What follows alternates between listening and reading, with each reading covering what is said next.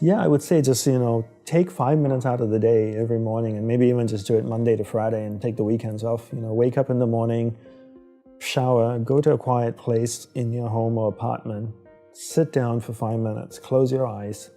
You could do a couple of breathing exercises, or maybe just take a few deep breaths to relax yourself, and then start having that conversation with yourself. Same conversation, then the next natural question is, what do I talk about, right? Well, what would you talk about if you met a stranger at a bar? Would you just sit there and stare at them? Would you ask questions? What's your name? How are you feeling? What do you think about the election in America? Ask yourself these questions. Have a conversation the same way you would have with a stranger with yourself.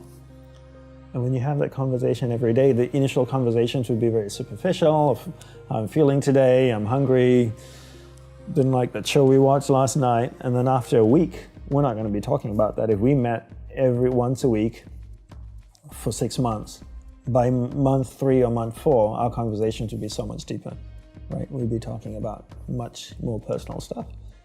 And then you'd really get to know yourself. Right, and you're diving deep and just trying to find out what you really want, what motivates you, right? Who you are, how you're treating the people you love. Exactly. How you're treating yourself. Right. And that conversation doesn't happen on day one. Sometimes it does, but most of the time it doesn't. It comes after the 5th or 6th or 7th conversation, when you feel comfortable, when you can trust the other person with more deeper personal stuff. In the same way, you have to trust yourself too.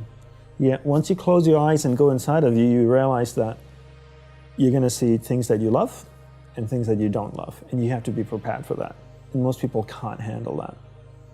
They can close their eyes and go in and see all the things they love about themselves, but the things that are unpleasant makes them open their eyes and go, this is absolutely useless. I could definitely use my time in much more productive ways. And then they get up and they leave.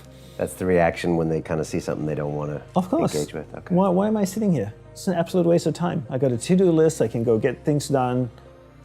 This is just a waste of time. And temporarily feel better or feel like you accomplished a goal or something, when in fact you still don't know why you're here, what your purpose is, etc. Exactly. So the same way like you get to know someone you love, right?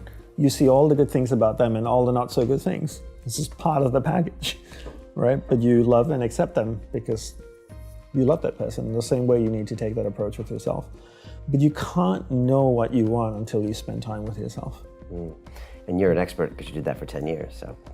And been doing it my whole life, even before that. As a child growing up, I spent a lot of time with myself, inquiring of what I wanted and what's my purpose in life. And I became very, very clear about it from an early age. And that's why I could leave everything behind and go pursue that.